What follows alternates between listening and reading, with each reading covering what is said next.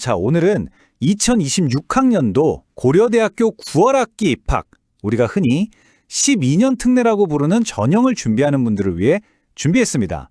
합격을 위한 전략, 그 설계도에 필요한 모든 것들을요, 오늘 저와 함께 하나씩 꼼꼼하게 짚어보시죠. 아니, 해외에서 진짜 오랫동안 공부하면서 준비해야 하는 입시, 서류는 왜 이렇게 복잡하고 정보는 또 왜 매년 바뀌는 것 같고 대체 어디서부터 손을 대야 할지 막막하게 느끼는 분들 정말 많으실 거예요. 그 불안한 마음 저도 정말 잘 압니다. 하지만 이제 걱정은 좀 내려놓으셔도 좋습니다. 바로 오늘 이 시간이 여러분의 최종 합격을 위한 가장 확실하고 든든한 설계도가 되어드릴 거거든요. 자, 저만 믿고 이 설계도를 따라서 차근차근 한번 가보시죠. 자, 그럼 우리 설계도의 가장 첫 번째 장을 펼쳐보겠습니다. 이 전형을 제대로 공략하려면요, 무엇보다 먼저 고려대학교의 선발 철학부터 꿰뚫고 있어야 해요. 그 핵심은 바로 기회와 현실. 이 두 개의 키워드 머릿속에 딱 박아두고 시작하셔야 합니다. 바로 이 부분입니다. 이 양면성이 정말 흥미로운 지점인데요. 보세요. 모집 인원에 제한이 없는 정원 외 선발이다? 와, 이거 완전 엄청난 기회처럼 들리잖아요. 하지만 그 이면을 들여다보면요, 과연 우리 학교의 높은 학업 수준을 따라올 수 있는 진짜 실력이 있는가? 이걸 아주 냉정하게, 철저하게 검증하겠다는 현실이 버티고 있는 거죠. 그러니까 결국 고려대가 원하는 건 그냥 빈자리를 채우는 게 아니라 진짜 준비된 인재라는 걸 절대 잊으면 안 됩니다. 자, 이 날짜들 지금 바로 핸드폰 캘린더 꺼내서 표시해 두셔야 합니다. 정말 중요해요. 특히 여기 3월 12일 온라인 서류 제출 마감일, 이거 별표 5개짜리입니다. 이게 왜 중요하냐면 SAT나 IB 같은 공식 성적표가 이날까지 고려대학교에 도착해야 한다는 뜻이거든요. 그러니까 리포팅 신청은 정말 넉넉하게 적어도 2월 초에는 미리 해두셔야 마음이 편합니다. 절대 미루시면 안 돼요. 자, 좋습니다. 그럼 이제 다음 단계로 넘어가 볼까요? 어떻게 보면 가장 첫 번째 넘어야 할 산이죠. 바로 이 지원 자격 문제입니다. 이걸 아주 꼼꼼하게 짚어보겠습니다. 해외에서 초중고 전 과정을 이수했다. 어때요? 되게 간단해 보이죠? 근데 이게 막상 여러 나라에서 학교를 다녔거나 나라마다 학제가 조금씩 다른 경우엔 따져봐야 할 게 생각보다 정말 많습니다. 그래도 다행인 건 고려대가 이런 학제 차이 같은 어쩔 수 없는 상황에 대해서 몇 가지 예외 규정을 두고 있다는 점이에요. 예를 들면 뭐 한 나라에서 그 나라의 학제를 쭉 다 맞췄다거나 아니면 나라가 바뀌면서 학제 차이 때문에 한 학기, 그러니까 6개월 정도 공백이 생긴 경우, 이런 건 심사를 통해서 인정을 받을 수도 있어요. 하지만 중요한 건 이건 어디까지나 예외적인 경우라는 거. 대원 측은 12년 이상의 정규 교육과정 이수라는 점 절대 잊으시면 안 됩니다. 자, 그러니까 가장 중요한 포인트가 바로 이겁니다. 여러분의 모든 교육 기록은요, 해당 국가에서 공식적으로 인가한 정규학교에서 받은 것만 인정된다는 사실. 검정고시, 홈스쿨링, 어학연 수기관, 이런 건 절대로 정규 교육과정으로 인정되지 않으니까요, 이 점은 확실하게 알고 계셔야 합니다. 자, 지원 자격이 확인됐다. 그럼 이제부터가 진짜 시작입니다. 면접도 없이 오직 서류 100%로 합격과 불합격이 갈리는 이 전형에서 과연 고려대학교는 여러분의 서류 속에서 무엇을 보고 싶어 할까요? 지금부터 그 모든 것을 샅샅이 파헤쳐 보겠습니다. 이 차트를 한번 보세요. 평가의 핵심이 한눈에 딱 들어오죠? 역시나 학업 역량이 가장 큰 조각을 차지하고 있습니다.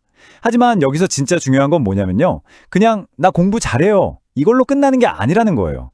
이 나머지 3개의 조각들이랑 유기적으로 착착 연결되면서 나라는 지원자가 어떤 사람인지 그 스토리를 완성도 있게 보여주는 것, 그게 핵심입니다.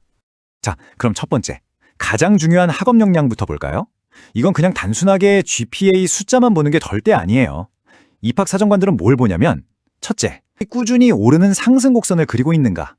둘째, AP나 IB, HL처럼 남들보다 더 어려운 과목에 도전해서 좋은 성과를 냈는가. 셋째, SAT 같은 시험 점수로 객관적인 실력을 증명했는가. 이걸 다 종합적으로 보는 거예요. 그리고 물론 여러분이 다닌 학교의 수준, 그러니까 스쿨 프로필도 같이 보게 됩니다. 두 번째는 계열 적합성입니다. 이건 한마디로 왜 하필 이 학과에 오고 싶으세요? 라는 질문에 대한 대답을 여러분의 서류 전체로 증명하는 거예요. 예를 들어서 컴퓨터공학과에 지원한다? 그럼 그냥 수학, 물리 성적 좋아요? 이걸로 안 된다는 거죠. 교내 코딩 동아리에서 뭘 만들었고 개인적으로 어떤 프로젝트를 해봤는지, 이런 활동들을 통해서 나는 이 분야에 이만큼이나 진심입니다 라는 깊은 관심과 잠재력을 보여줘야 합니다. 그게 바로 계열 적합성이에요.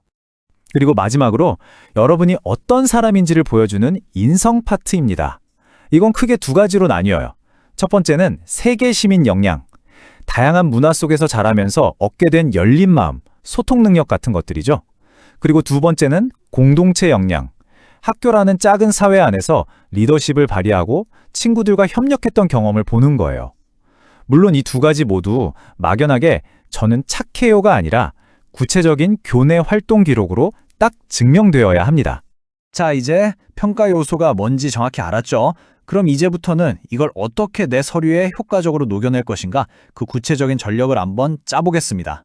자, 이 표에 집중해 주세요. 이건 여러분의 합격 가능성을 대략적으로나마 가늠해 볼 수 있는 아주 중요한 데이터예요. 특히 경영학과, 경제학과, 컴퓨터학과 같은 소위 인기학과에 지원한다면 여기 보이는 상위권 점수를 목표로 잡는 게 훨씬 안전하겠죠. 물론 이게 막 절대적인 커트라인은 아니에요. 학교 수준이나 다른 활동들도 다 같이 보니까요. 하지만 지금 내 위치가 어느 정도인지 객관적으로 파악하는 데에는 아주 훌륭한 기준점이 될 겁니다. 여러분 자기소개서가 없잖아요.